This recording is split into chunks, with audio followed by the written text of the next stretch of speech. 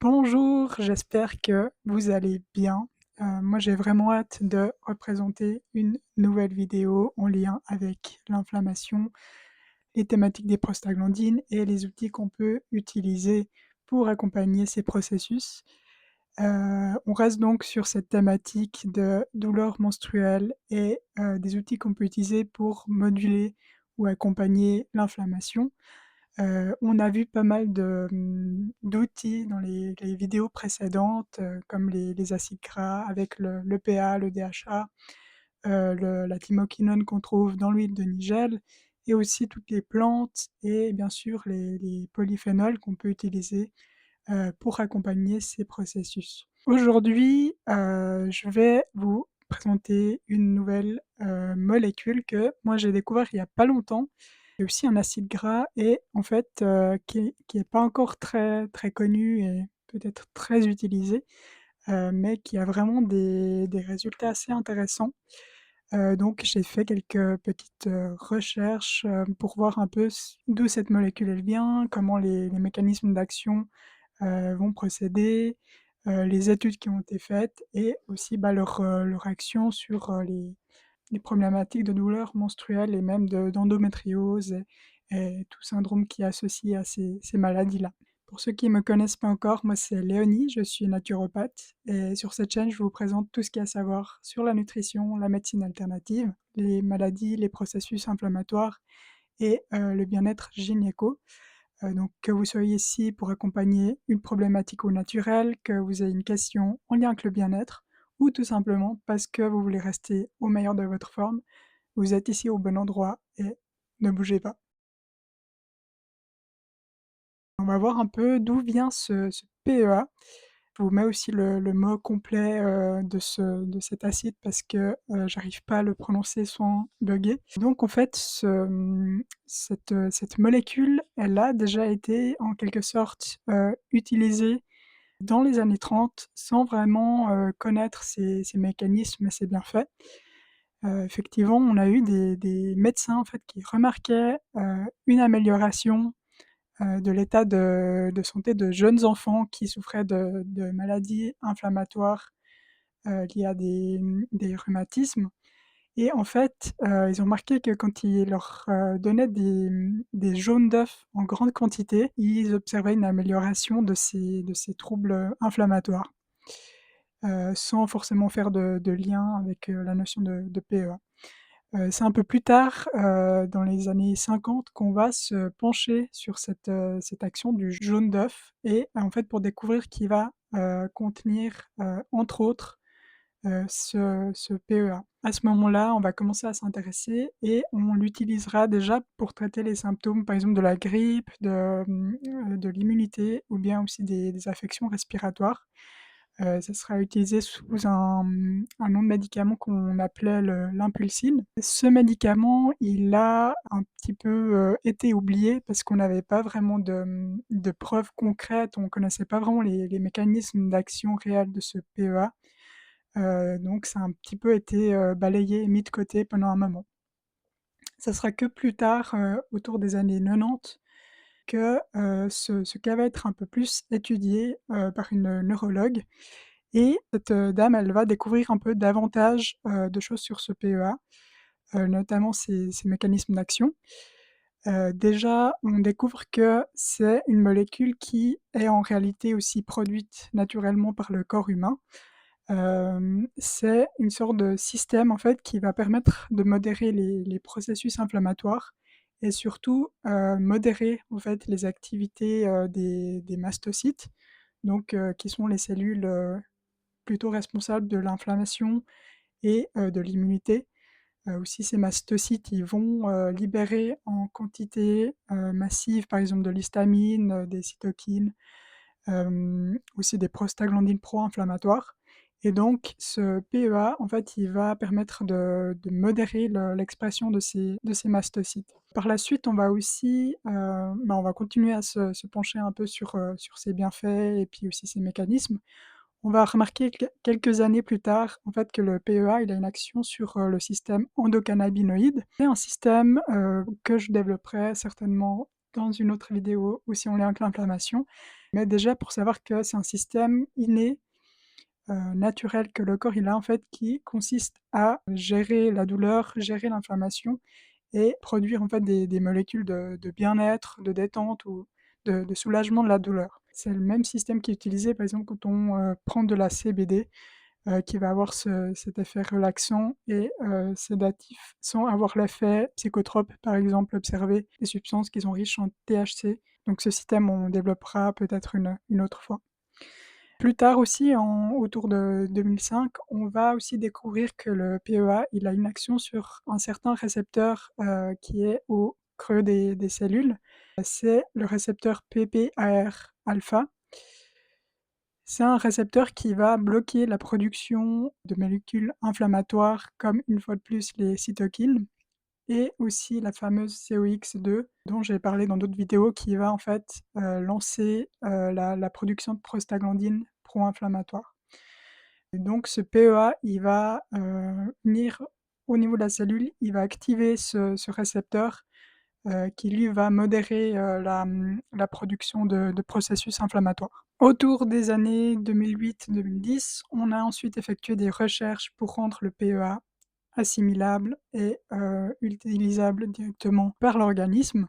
Donc on va créer, du PEA micronisé ou ultra micronisé, parce que la forme de PEA, sous forme brute n'est pas très bien assimilée par le corps humain. Il est classé un peu entre un aliment et un médicament. Il fait partie des denrées alimentaires destinées à des fins médicales. Ensuite, on a un petit peu les études plus intéressantes aussi, sur l'effet, sur les douleurs menstruelles et l'endométriose. Donc autour de 2011-2013, on a les premières études sur l'effet anti-inflammatoire du PEA sur, l'endométriose, où on a un effet à long terme en fait, qui permet de réguler un peu ces réactions.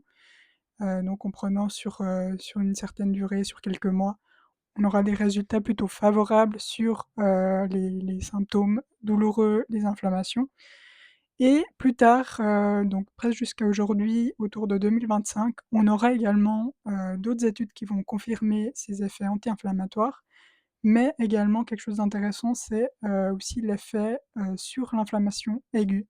Donc le fait de consommer du PEA, peut-être juste avant les règles ou quelques jours avant, on aura déjà des réactions, des effets positifs. Alors pourquoi cette, molécule, elle va un peu se démarquer d'autres outils anti-inflammatoires qu'on a pu voir? Bah, déjà comme je l'ai évoqué, c'est qu'elle a cette, double action, donc à la fois un effet, sur l'inflammation chronique, mais aussi sur des douleurs plutôt aiguës. Donc l'effet chronique, il va être assez similaire, par exemple, au mécanisme des acides gras.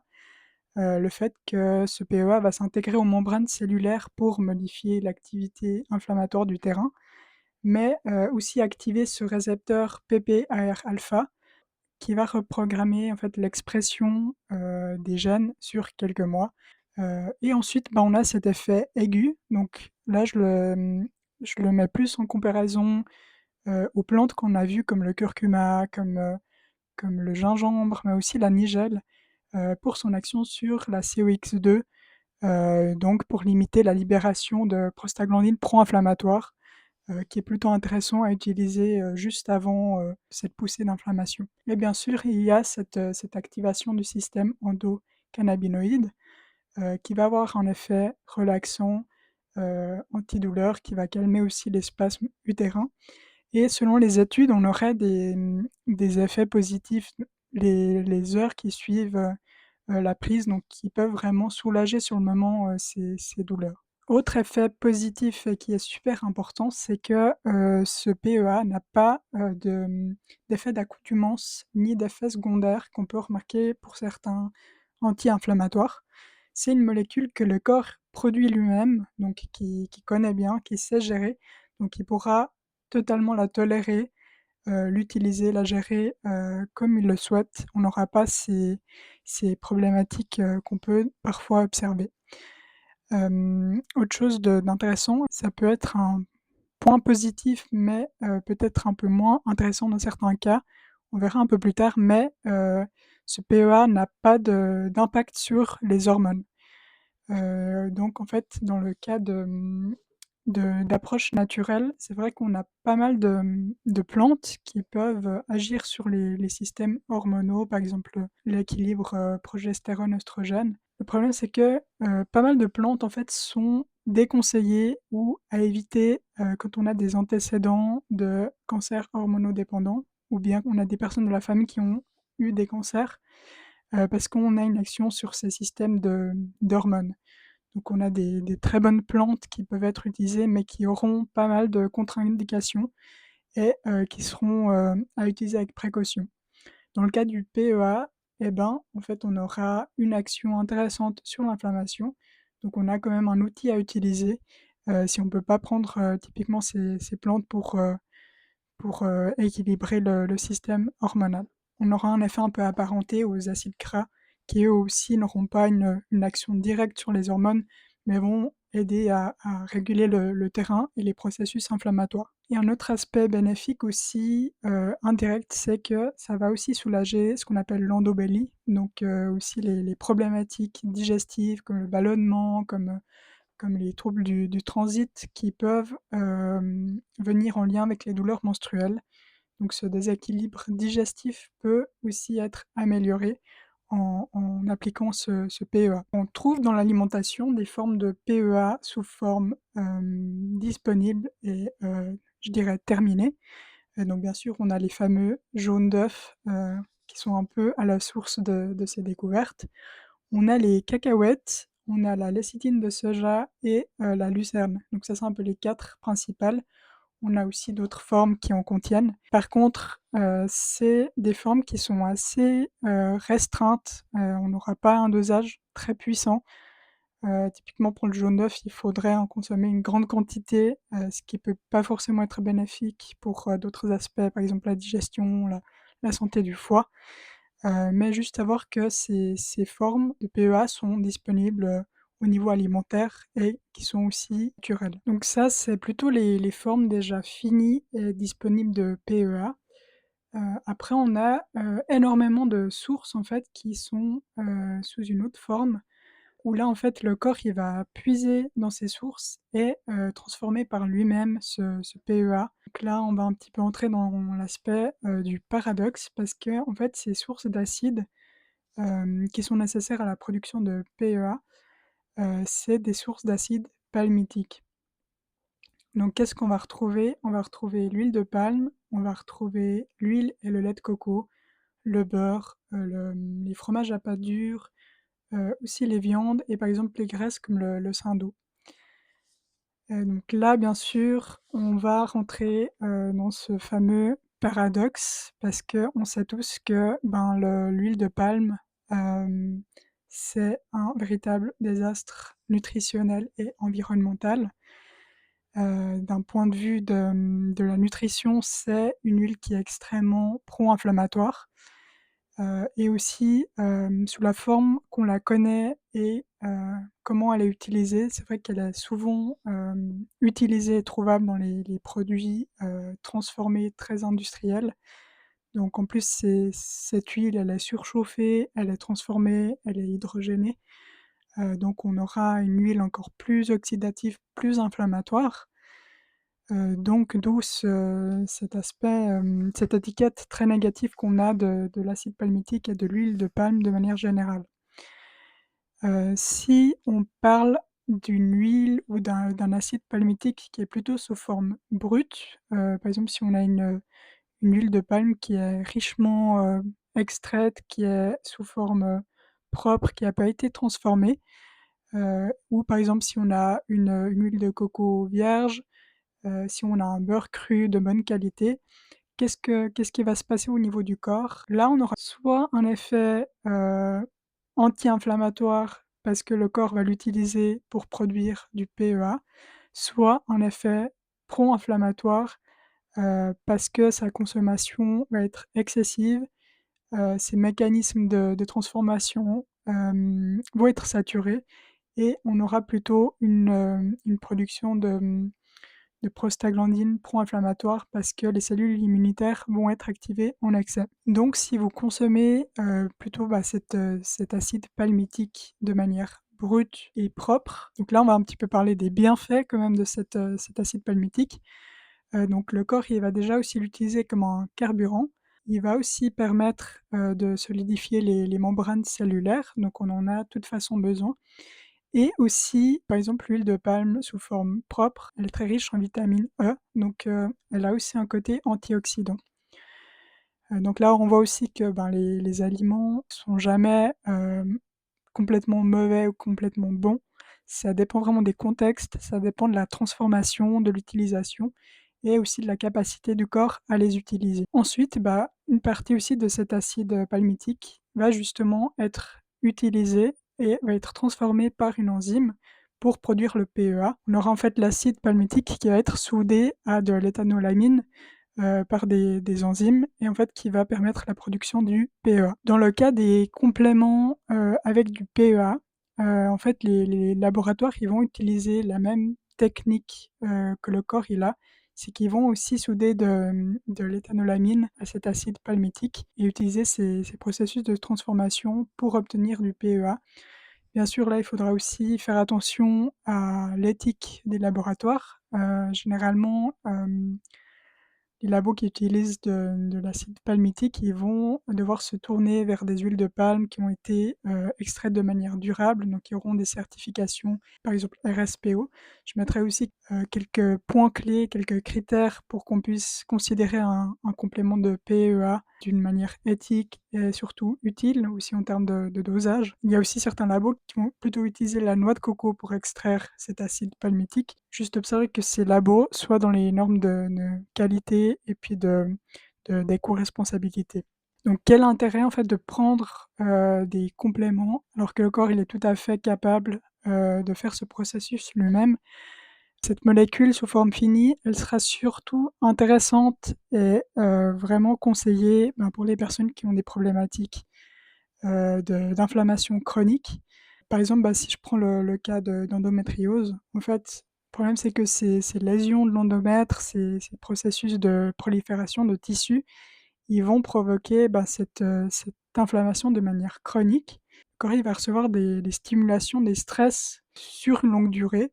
Donc au début, il va activer ces processus de transformation du PEA et utiliser ces mécanismes pour contrer l'inflammation. On arrive à un stade où, ce processus est tellement utilisé parce que le corps essaye de réguler cette inflammation, on arrive à un certain épuisement de ce système, tellement l'inflammation est chronique et ne s'arrête pas. Donc le but ici, c'est en fait d'apporter une forme déjà finie, en haut dosage pour un petit peu soulager ces systèmes qui sont épuisés et prendre le relais pour qu'on ait, du PEA déjà sous forme, terminée et qui puisse, aider aussi à limiter ces processus inflammatoires. L'aspect positif de ce PEA, comme on l'a dit, on n'a pas de système d'accoutumance, ou d'effets secondaires, donc on n'aura pas besoin d'augmenter les doses avec le temps. En fait, ce qu'on observe, c'est plutôt l'inverse. On aura en fait des systèmes qui vont être soulagés, qui vont pouvoir se régénérer en fond et en fait, après quelques mois, on pourra même diminuer ces doses parce que, le système aura repris, le relais et sera à nouveau fonctionnel. On n'a pas non plus un système qui va devenir paresseux comme on peut l'observer par exemple, dans le cas de, prise hormonale ou par exemple, pour les personnes qui prennent de la mélatonine. Le corps il va cesser de produire parce qu'on aura quelque chose pour le remplacer. Là, on n'est pas sur un mécanisme hormonal, mais vraiment de soulagement direct de l'inflammation. Ce que je trouve plutôt positif parce qu'on n'aura pas cet effet de dépendance à une substance. Aussi une substance qu'on devra toujours prendre plus pour qu'on ait une sensation de confort, mais plutôt une amélioration et une meilleure gestion de l'inflammation. Ce qu'on peut faire aussi bien sûr, c'est, bah, une fois en ayant apporté ces PEA, c'est aussi d'optimiser sa propre production de PEA, en apportant des oméga 9 quand on consomme de l'acide palmitique. Les oméga 9 en fait, ils vont bloquer les médiateurs immunitaires qui s'active quand il détecte, des acides gras libres, issus de l'acide palmitique. Ça évitera l'effet indésirable, de l'acide palmitique pour son action pro-inflammatoire. On aura bien sûr aussi les oméga 3 qui vont agir comme, des concurrents face à l'acide gras qui est sous forme libre et n'a pas été transformé pour donner, du PEA. Là, on aura une limitation aussi de l'inflammation et bien sûr l'utilisation de polyphénols qui va diminuer le stress oxydatif, qui va plutôt aussi soulager ces enzymes de conversion, qui permettent la transformation de l'acide palmitique en PEA. Là, on a vu principalement les forces que ce PEA peut apporter, son effet super intéressant sur l'aspect inflammatoire, aussi pour des problématiques chroniques, donc qui peut accompagner ces mécanismes. Bien sûr, on sait qu'on n'a pas des solutions toutes faites, on n'a pas de pilule magique pour ce genre de problématique et on ne peut pas prétendre soigner telle ou telle chose avec des compléments ou des molécules. On sait que c'est, des outils qui permettent d'accompagner ces processus et de moduler l'inflammation. Une autre limite qu'on pourrait considérer, dans le cadre de maladies avancées comme par exemple l'endométriose, c'est que le PEA et aussi les techniques, anti-inflammatoires que je vous ai présentées, elles restent encore dans un cadre d'accompagnement symptomatique et plutôt de gestion en fait des conséquences, par exemple, des lésions d'endométriose. Donc là, on est toujours sur une forme encore assez superficielle, de l'accompagnement. C'est qu'en fait, on va juste travailler sur cette conséquence de la maladie qui provoque des inflammations. Donc on a vu qu'on n'agit pas sur le système hormonal, donc il y a aussi des penchants négatifs de ne pas travailler sur ce point, parce qu'on va pas travailler sur la notion de, par exemple, de régulation des œstrogènes, de progestérone. On va pas travailler, par exemple, sur une élimination excessive des œstrogènes qui peuvent être un facteur, lié aux douleurs menstruelles et au développement des processus, chroniques et donc on n'aura pas non plus une action, sur la prolifération de l'endomètre ou des tissus. Donc ça, on pourra un petit peu voir aussi dans d'autres vidéos, où je quitterai la thématique de l'inflammation, peut-être un jour, mais là, on sera plus sur un penchant hormonal et sur la régulation hormonale et bien sûr, dans le cadre médical, ce qui est utilisé pour cette régulation, c'est notamment la pilule qui va, gérer cette dérégulation hormonale. Donc c'est une thématique que j'ai aussi hâte de partager et puis là aussi, on aura plein de choses à appliquer et à comprendre. Par contre, bien sûr, cette notion d'anti-inflammatoire, c'est un outil symptomatique certes, mais c'est une utilisation intelligente, sensée et plus profonde, qui va pas juste couper l'inflammation, qui va causer une accoutumance ou on a besoin d'augmenter les doses, qui va aussi apporter des effets indésirables, comme on peut, malheureusement remarquer pour certains anti-inflammatoires classiques. Mais ça va plutôt soulager et aussi soutenir ces processus anti-inflammatoires qui sont innés au niveau du corps et de permettre une certaine régulation de fond. Dans tous les cas, on a plein d'outils pour accompagner ces processus inflammatoires et de travailler aussi en accompagnement au niveau naturel. Donc je pense qu'on restera encore un peu dans la notion anti-inflammatoire pour les prochaines vidéos, avec d'autres thématiques, d'autres outils. Donc ne loupez pas les prochaines vidéos et d'ici là, je vous dis à tout bientôt et prenez soin de vous.